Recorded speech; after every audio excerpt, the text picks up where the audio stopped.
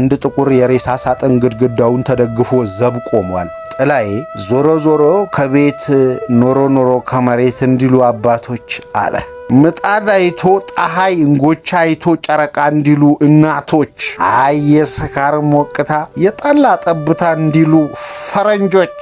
ፍራሽ ለመጋደም፣ ፍራሽ ለሹክሹክታ፣ ፍራሽ ለእንቅልፍ፣ ፍራሽ ለህልም። አጋፋሪ ደጀኔ ስልብ ናቸው። ሚስቲቱ ወንድ ሲቀያይሩ ዝም አሏቸው። ሴትዮዋ ግን የድፍረታቸው ድፍረት አረገዙ። መቼ ብቻ 9 ወር ቆይተው ጠብ አደረጉት ከነቃጭሉ።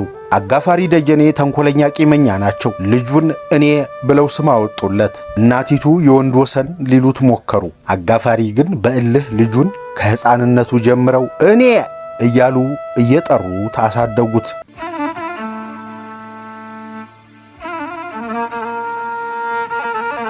ጣና ይስጥልን ሀብል ተረክቤ ስብሐት ገብረ እግዚአብሔር 567 ከተሰኘው መጽሐፉ ፍራሽ አዳሽ እኔ ደጀኔና እትዬ አልታየ የተሰኙትን እንዲህ አቅርበንላችኋል። ይህንን ቪዲዮ እየተከታተላችሁ ያላችሁ ቤተሰቦች ቻናሉን ሰብስክራይብ በማድረግ እንድታበረቱን ስንል በአክብሮትና በፍቅር እየጠየቅን ነው። ስለምታደርጉልንም ሁሉ ከወዲሁ እናመሰግናለን። እስከ ትረካው ፍጻሜ አብራችሁን ቆዩ። ቪዲዮውን ላይክ፣ ሼር ማድረግ አይርሱ።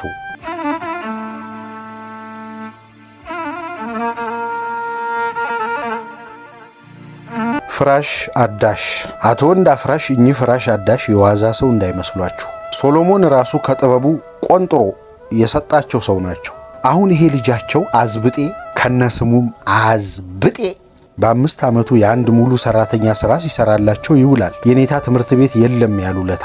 እንግዲህ በፍራሽ ስራና አደሳ የሚኖሩ እንደሚያውቁት ሁሌ ትራሱን ጥጥ ሞልተው ጠቅጥቀው ከሰፉት በኋላ ሲያዩት ጠባማ ኳስ እንጂ ትራስ አይመስልም። በስንትና ስንት ትግል በስንትና ስንት ቡጢ ጥፊና ልዩ ልዩ ክርን መሳይ ጉሸማ ነው ልክ የሚገባው ትራስ የሚሆነው። ታዲያ አዝብጤን መንገድ እየጠበቀ የሚመታው ተለቅ ያለ ልጅ አለ፣ መኮንን የሚሉት። አቶ ወንዳፍራሽ ይህን ያውቃሉ። ስለዚህ ትራስ ጠማማ ኳስ በሚመስልበት ሰዓት አዝብጤን ይጠሩትና እንደሚከተለው የወንድ ልጅ ወግ ያስተምሩታል። በጥበባቸው ቀኝ እጁን ለቀም አድርገው ይዙና አንተ ማነህ ይሉታል በሚያስፈራራ ድምፅ። እኔ አዝብጤ ይላቸዋል ሳይፈራ እጁን እየጨበጠ ለማምለጥ ሳይቃጣ። አዝብጤማ ሲሉት እንደ ነጎድጓድ ጩኸት አዝብጤ ወንዳፍራሽ ብሎ ያመጣላቸውና ቡጢ እንደጨበጠ በነብር መሳይ አይን ይመለከታቸዋል። አዝብጤ ወንዳፍራሽ እንዴታ ያ ጀግናው ያሰርቶ የሚበላው አዎና እውነት አዝብጤ ወንዳፍራሽ ፍራሽ አዳሽ ከሆንክ ይሉታል ትራሱን እያሳዩት። ይኸውና አመፀኛው መኮንን ትንንሽ ልጆች እየደበደበ ያስለቅሳል፣ መጫወቻቸውን ይነጥቃል። ንሳ ደብድበው ቅጣው። ይሄን አመፀኛ የት እንደሚመታ ታውቅ የለ? አውቀዋለሁ። በል እንግዲህ ስራውን አሳየው። አንተ ልጆች ለምን ትመታለህ? ይለዋል ትራሱን።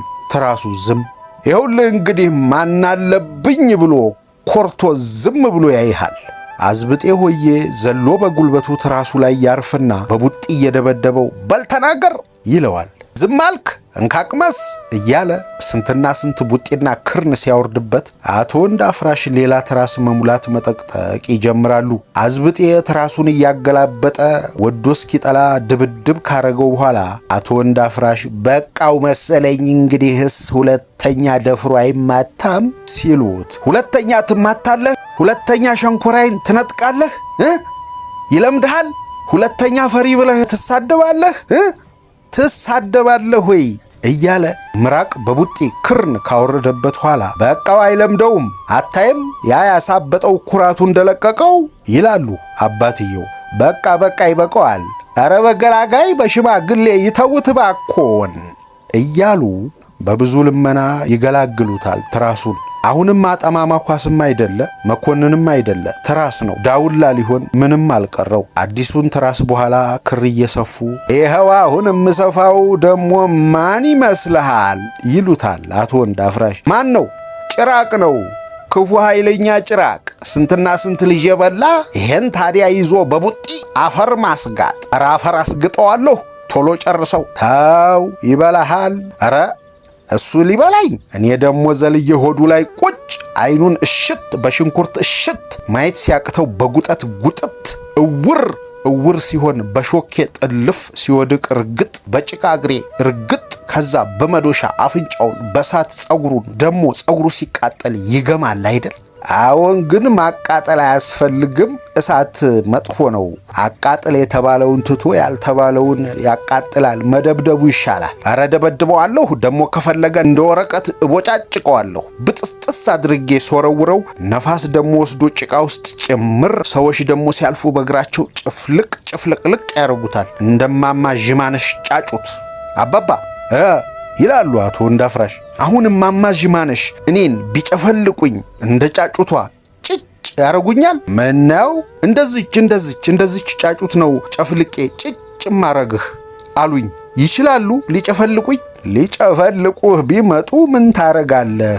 ኧረ ሊጨፈልቁኝ እንደ ጫጩት እኔ ደግሞ በቢላ እግራቸውን ቁርጥ፣ እጃቸውን ቁርጥ፣ ጣታቸውን ቁርጥ፣ ደሞ አፍንጫቸውን ጉምድ፣ ምላሳቸውን ካፋቸው አውጥቼ ቁርጥ፣ ደሞ እንጥላቸውን ቁርጥ። አባባ ወይ አሉት አቶ ወንዳፍራሽ ሰፍተው ክሩን ቋጥረው በጥርሳቸው እየበጠሱ። የማማ ዥማነሽ እንጥል ይህን ያህላል?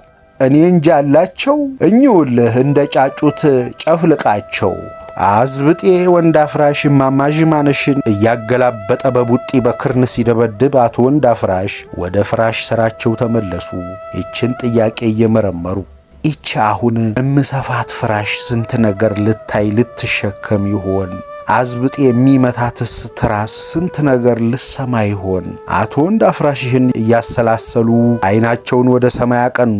አዎን ከሁሉም በላይ ያለ ሰማይ ነው። ከሰማይ በታች ያለው አሮጌ ቆርቆሮ ነው። ከቆርቆሮ በታች ኮርኒስ፣ ከኮርኒሱ በታች አልጋ፣ ከአልጋ በላይ ፍራሽ፣ ከፍራሽ በላይ ሹክሹክታ ነው።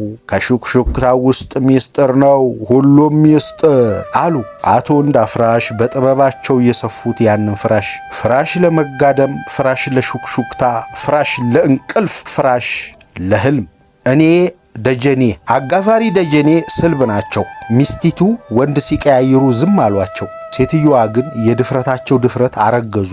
መቼ ብቻ 9 ወር ቆይተው ጠብ አደረጉት ከነቃጭሉ። አጋፋሪ ደጀኔ ተንኮለኛ ቂመኛ ናቸው። ልጁን እኔ ብለው ስም አወጡለት። እናቲቱ የወንድ ወሰን ሊሉት ሞከሩ።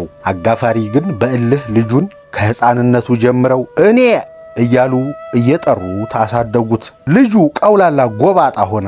ሰዎች እኔ ደጀኔ እያሉ ይስቁበት ጀመር ከልጅነቱ ጀምሮ። እናት ይህን እየሰማች ልቧ እርር አንጀቷ ቀጥል። በእድሜ ከፍ ሲል እኔ አባዬ ሰዎች በሄዱበት ይጠሩኛል አላቸው። እና ዘወር ስትልስ? ዘወር ስላልጠሩኝም በስመ አብ በልጄ ማበድህ ነው። ያቺ አዋላጅ አቢሿ ጠጣው ስትለኝ እምቢ ብዬ ልጄን አሳበድኩት አሉ በመቆጨት ራሳቸውን እየነቀነቁ። እኔ እብደት ጀመረው። አጋፋሪ በእብደት አዳራሽ አስተናገዱት። የእብደት ድግስ አበሉት፣ አጠጡት። እናት ይህን እያየች እርር ድብን። አንድ ቀን አጋፋሪ ደጀኔ አብሾ አጠጡት። ጤና ይስጥልኝ አለ። በልጅነቱ እብደት ጨመረ። እናት ይህን እያየች ተከትላው ማበድ፣ እብደት አጋፋሪ ላይ መጋባት። እኔ ደጀኔ ይሉና ልጃቸው አብየት ሲላቸው ማጠራህ ይሉታል። እናቲቱ እረ ይተውት ይሄን ልጅ ሲሉ በገዛ ልጄ ምን አገባሽ ሲሏቸው እንዲህም አርጎም የለ ይሏቸዋል። እትዬ አልታየ ብርሃኑና ጥላዬ ከወደ ውሃው ለማለትና ተዝናንተውም ለማውጋት ለመጫወት ተያይዘው ወደ እትዬ አልታየ ቤት። እትዬ አልታየ ቤት የኩላሊት ሰፈር መገናኛ መደሰቻ ነው። ትሰሜ እቺ በክራር የምትዘፍነው እንጦጦ ላይ ሆኖ ይታያል ኩላሊት የእትዬ አልታየ ቤት የሁከት መድኃኒት ያለችውም ሳቅና ጨዋታ ስለሚበዛበትና ሰው ውስጣዊውን ሁከትና ብቸኝነት ለመሸሽ ስለሚጎበኘው ነው። የእትዬ አልታየ የቀኝ ጎረቤት እድሜ ቀጥል ጣፋጭ ክትፎ ቤት እሚል በቢክ ስክሪፕቶ የተጻፈባት ካርቶን ወረቀት። የእትዬ አልታየ የግራ ጎረቤት ልዩ ልዩ በየአይነቱ ጠቅላላ የሬሳ ሳጥን መሸጫ መደብር ቤት አስተያየት እናደርጋለን የሚል በቀይ የተጻፈበት ቆርቆሮ ከበሩ በላይ ተሰቅሎ አንድ ጥቁር የሬሳ ሳጥን ግድግዳውን ተደግፎ ዘብ ቆሟል። ብርሃኑ በግማሽ ስካር እዚች ቤት ክትፎ በልተን እድሜያችንን አሳጥረን ወደዚያ መደብር ገብተን የሬሳ ሳጥናችንን መርጠን አዘን ካረቄ የተረፈውን ገንዘብ ቀብዳ ሲዘን ስናበቃ ወደ ቤታችን አለ። ጥላዬ ዞሮ ዞሮ ከቤት ኖሮ ኖሮ ከመሬት እንዲሉ አባቶች አለ። ምጣድ አይቶ ፀሐይ እንጎቻ አይቶ ጨረቃ እንዲሉ እናቶች፣ አይ የስካር ሞቅታ የጠላ ጠብታ እንዲሉ ፈረንጆች። ሁለቱ ጎረምሶች በዚህ እየሳቁ እትዬ ያልታየ ቤት ጥልቅ። እትዬ ያልታየ ፈገግ ብለው ወርቅ ጥርሳቸውን ብቅ።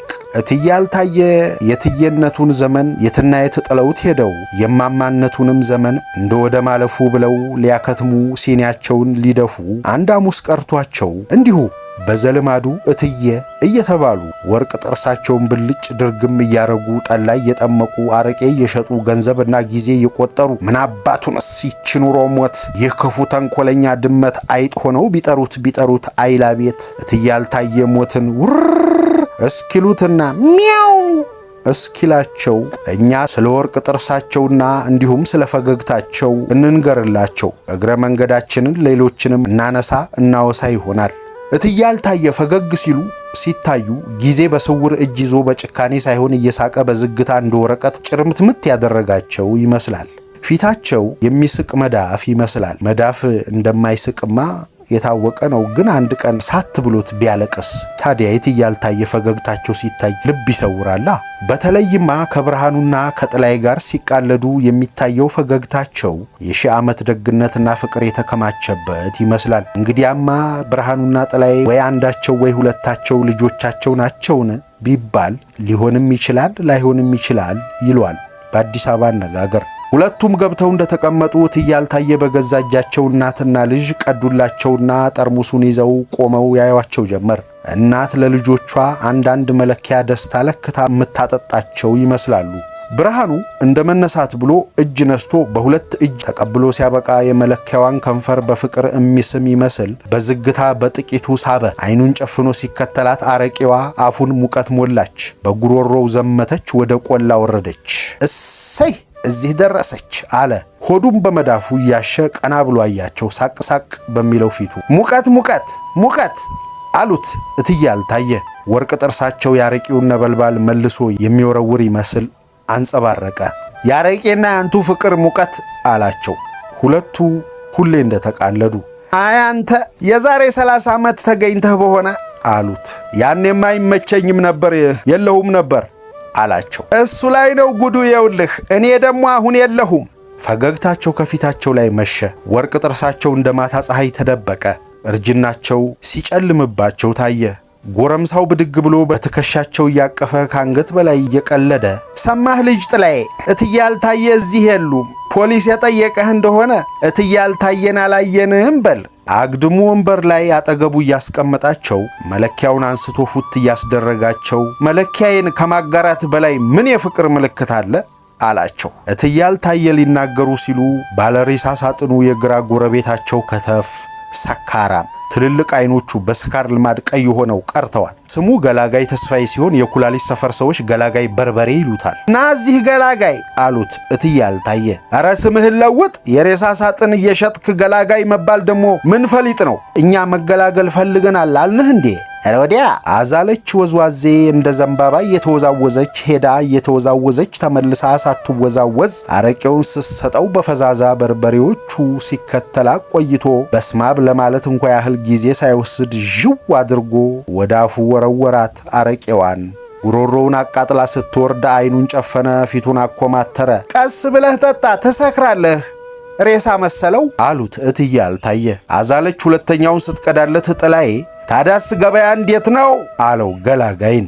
ይህን ሰሞንማ 8ኛው ሺህ መድረሱ ነው መሰለኝ፣ ሰው መሞት እየተወህዷል። ምን አባህ ታየኛለህ አሉት እትዬ ያልታየ። እኔ እንደሆንኩ አልሞትልህ፣ ደግሞ ብሞትም በሳጥን አልቀበር። እኔ ያልታየ ወርቅ አፈር ፈርቼ ነው ወይስ ተጠይፌ ነው እሳጥን ውስጥ የምታፈንልህ? አልታየም ማን እንደሆነች ባታውቅ ነው ልጄ፣ ሰሌኔን ለብሼ ነው ምተኛው ልንገርህ። እኔማ ሰሌንም መሸጥ ልጀምር ወይ እያልኩ አስባለሁ። ከት ብለው ሳቁ እትዬ ያልታየ። ወርቅ ጥርሳቸው ቦግ ብሎ ታየ። እንግዲህስ ያ ወርቅ ጥርሳቸው ሊያሸንፋቸው ምንም አልቀረው። ድሮ የበሰሉ የሞሉ ጋለሞታ ሳሉ ነበር ይህን ወርቅ ከጥርሳቸው መሃል ያስተከሉ። እንዲያጌጣቸው ነበረ ሐሳባቸውማ። አሁን ግን ይበልጣቸው ይከልላቸው ጀመር። ከውበታቸው ቀድሞ ጎልቶ እየታየ ምን አባቱንስና ይህን ወርቅ አውጥተው ወዲያ ቢጥሉት ከጣሉትማ ተረታሁ ተሸነፍኩ ማለት ይሆንባቸዋል። አላወልቀውም ይሁን እኔ ያልታየነኝ በወርቅ ምሸነፍ አይነት አልታየ ሳሉም በወርቅ አልተሸነፉ በፍቅር ነው እንጂ እትዬ አልታየ ሳሉም ለወርቅ ብለው አልተወሰዱ ለአምሮታቸው ብለው ነው እንጂ እና አሁን ካረጁ በኋላ ለወርቅ ሊሸነፉለት ለዚህ ለብጫ ድንጋይ ባይሆን ለዚህ ለወጣት ይሸነፉለታል እንጂ ውስጡን ሳቃሉ ቢወልዱ ኖሮ እንደሱ ያለ ሳቅ የሚለውን ነበር የሚወልዱ። ትዝ አላቸው ቅድም ገላጋይ ሳይመጣ አዝኖላቸው ተነስቶ ሲያቅፋቸው ወደሱ ዞር እያሉ ያስለመዱትን ቀልድ እየጀመሩ ብርሽ ብርቲሽ አሉ። የስላቭ አላቸው። ይሄ ገላጋይ ሰው እንዳይመስልህ። ምን አደረግኩኝ አለ በርበሬው። አዛለች እየተወዘወዘች ስትሄድ በበርበሬዎቹ እየተከለለ ምን አረኩ? አሁንስ የሌባ አይነ ደረቅ ሆንክብኝ። አላውቅብህ መሰለህ? በእድሜ ጠና ያሉ ሰዎች ደህና ለብሰው ሲያልፉ ስታይ በአይን ስትከተላቸው ስትጎመጃቸው አላይህ መሰለህ? አንተ ሟርተኛ ደሞ እንደሱ አትይም ብያለሁ። ዋ የስካርም የጨዋታም ሲስቁ ብርሃኑ ፊት ላይ ፍርሃት ብቅ ሲል አይተው አዘኑለትና ወደሱ ዞር ብለው በዚያ በሩህሩህ ገጻቸው አይዞህ እያሉት ብሪሽ ብርዬ ብርጭቆ ብርሌ አሉት። ወያልታይዬ አላቸው። ብቅ ብሎ የነበረውን ፍርሃት ተመልሶ ሲሰጥም እየተሰማው እርጅና ምን እንደሆነ ልንገርህ። ምንድነው? አይን መክፈት ነው።